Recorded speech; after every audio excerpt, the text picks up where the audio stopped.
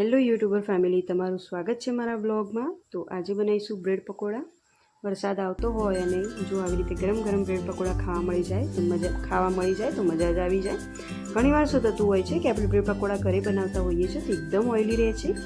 તો જો અમે ઘરે બનાવીને રેડી કર્યા છે। જો તમે મારી રીતે બનાવશો તો બિલકુલ અંદર ઓઇલી નહીં રહે અને તેલવાળા લાગતા હોય એવા લાગે નહીં। તો જો અંદરથી પણ એકદમ સોફ્ટ છે, જોઈ શકો છો તમે।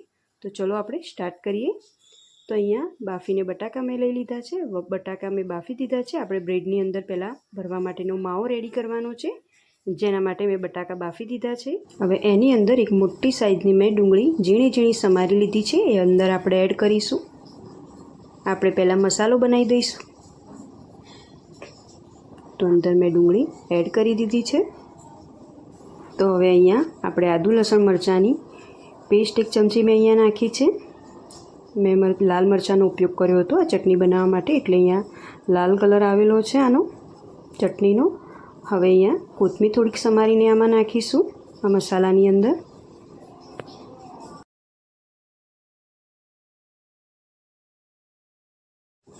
મીઠો લીમડો છે, મીઠા લીમડાના 3 થી 4 પાન લીધા છે, એને પણ આ રીતે સમારીને આપણે આમાં નાખીશું, એટલે એની સરસ એવી ફ્લેવર આવશે આમાં। હવે બધા આપણે મસાલા કરીશું। આમાં મીઠું નાખીશું। મેં બટાકા બાફ્યા એટલે એમાં મીઠું નહોતું નાખ્યું, તો હવે જરૂર મુજબ આપણે મીઠું નાખીશું। લાલ મરચું પાવડર નાખીશું। થોડીક હળદર નાખીશું, વધારે હળદરનો ઉપયોગ નહીં કરીએ આપણે। થોડીક હિંગ નાખી મેં અહીંયા। હવે ધાણા જીરું પાવડર નાખીશું। મને ધાણા જીરું પાવડરનો ટેસ્ટ વધારે પસંદ છે, એટલે હું થોડુંક વધારે જ નાખું છું। હવે આ બધો જ મસાલો કરીને આપણે આ રીતે હલાવી દઈશું એકવાર ચમચીથી।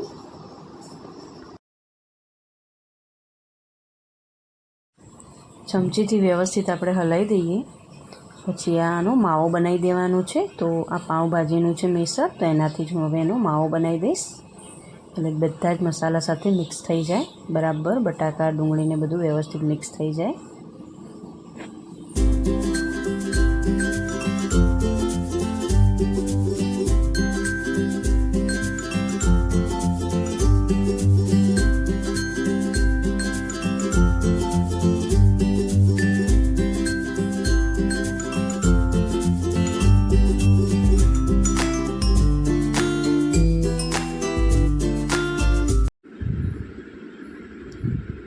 હવે આપણે આને ઢાંકીને મૂકી દઈશું।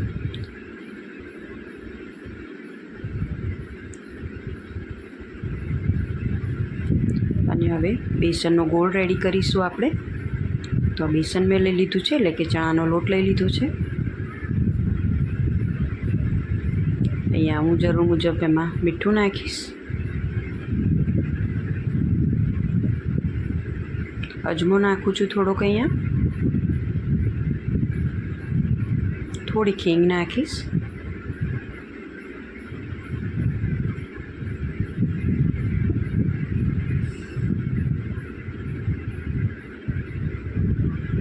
થોડીક જ હળદર નાખીશ, વધારે નહીં, એકદમ થોડી જ હળદર નાખવાની છે।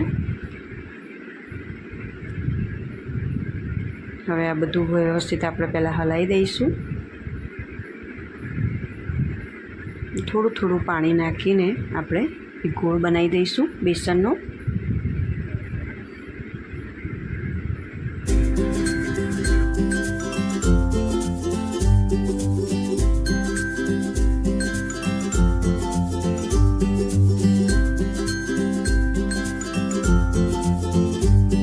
તો બેસનનો ગોળ બનાવીને મેં રેડી કરી દીધો છે। જો આ રીતનો રાખવાનો, આ રીતનું તમારે બેટર રાખવાનું બેસનનું, બહુ વધારે પતલું નહીં કરી દેવાનું આમાં।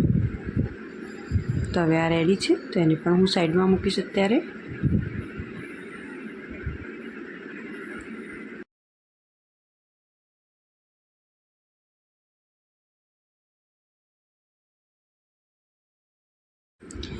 તો હવે આપણે બ્રેડ લઈશું। મેં અહીંયા મીડિયમ સાઇઝની બ્રેડ લીધી છે। આપણે એની સાઈડની કિનારી કટ નથી કરવાની। તો હવે એની ઉપર બટાકાનો જે માવો બનાવીને આપણે મૂક્યો છે આ રીતે લગાવી દઈશું।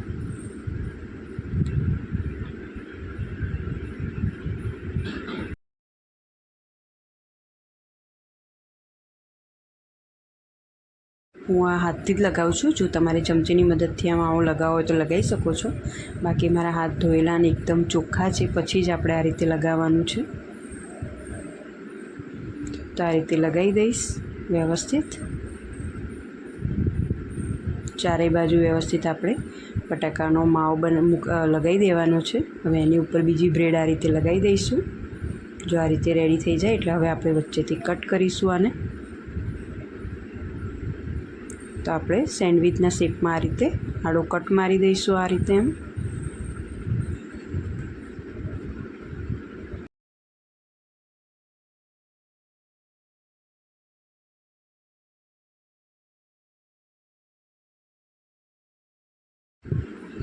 તો હવે બીજી બ્રેડ પર પણ તમને લગાવીને બતાવી દઉં.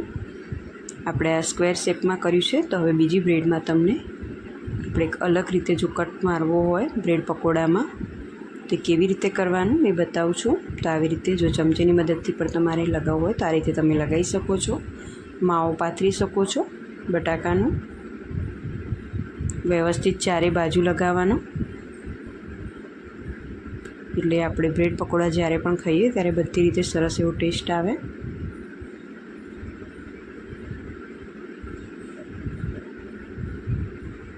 તો હવે એની ઉપર બ્રેડ મૂકી દઈશું.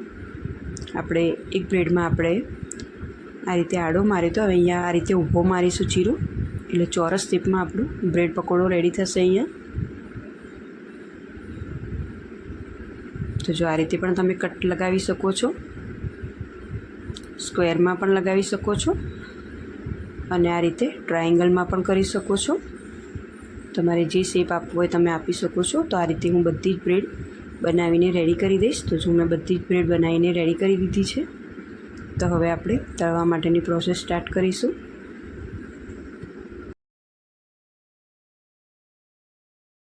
બેસન પલાળ્યું હતું, એને લગભગ 10 મિનિટ જેટલો ટાઈમ થઈ ગયો છે.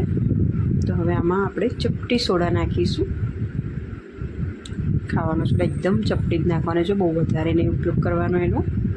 નહીં તો શું થશે કે તમે બ્રેડ પકોડા બનાવશો તો એમાં તેલવાળા લાગશે બ્રેડ પકોડા. એટલે બહુ વધારે સોડાનો ઉપયોગ નહીં કરવાનો. અહીંયા ચપટી સોડા નાખીને આપણે બરાબર હલાવી દઈશું. અને મેં તેલ પણ ગરમ કરવા માટે મૂકી દીધું છે. તો જો આ રીતે ડીપ કરવાનું છે.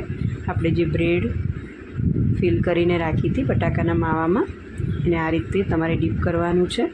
એટલે જો બેસનનો ગાળ તમે બહુ પતલો કર્યો હશે તો આ રીતે ઉપર ચોંટે નહીં બેસન. એટલે મેં તમને જે રીતે બતાવ્યું છે એ રીતે તમારે બેસનનો ગાળ રેડી કરવાનો. બહુ પતલોય નહીં કરવાનો અને બહુ થીક પણ નહીં રાખવાનો. બહુ જો થીક રાખશો તો મોઢામાં ડૂચા વળે એવું લાગશે ખાતા હોય એટલે. તો બસ તેલ ગરમ છે, એકદમ ગરમ થઈ ગયું તેલ. એકદમ ગરમ તેલમાં જ આપણે આ બ્રેડ પકોડાને તળવાના. સ્ટાર્ટિંગમાં ગરમ રાખવાનું છે તેલ, અને પછી મીડિયમ કરી દેવાનું છે ગેસ, અને મીડિયમ ગેસ ઉપર આપણે તળવાના છે બ્રેડ પકોડા. તો આ રીતે જો અલટ પલટ કરીને આપણે તળી દઈશું બ્રેડ પકોડા. તો તળાઈ જાય એટલે એકદમ તેલ નિતારીને જ આપણે લેવાના બ્રેડ પકોડા.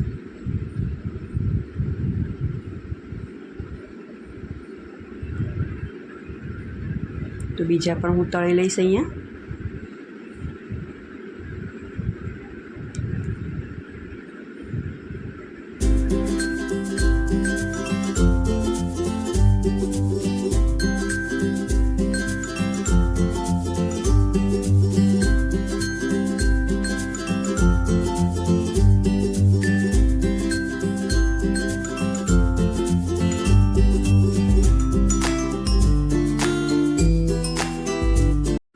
બ્રેડ પકોડા બનાવવામાં કોઈ ઝંઝટનું કામ નથી. તમે જો અગાઉથી થોડી ઘણી તૈયારી કરીને મૂકી દીધી હોય તો ફટાફટ બની જાય તેવી રેસીપી છે આ, અને ખાવામાં પણ ટેસ્ટી લાગે છે.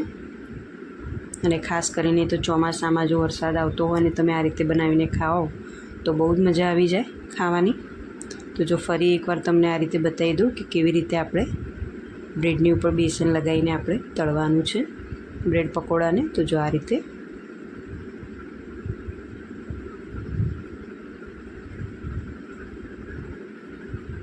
તો બસ આ રીતે હું બધા જ બ્રેડ પકોડા તળીને રેડી કરી દઈશ.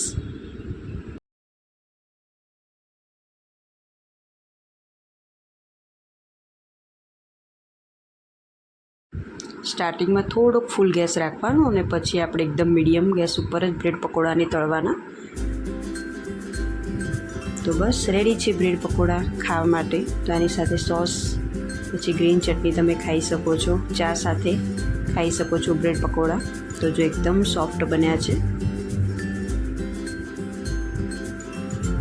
જો તમે કોઈ દિવસ ટ્રાય ના કર્યો હોય બ્રેડ પકોડા ના બનાવ્યા વગરે તો આ રીતે બનાવજો, બહુ જ સરસ બનશે અને ખાવામાં પણ બહુ ટેસ્ટી લાગશે. તો જો કેટલા સોફ્ટ છે.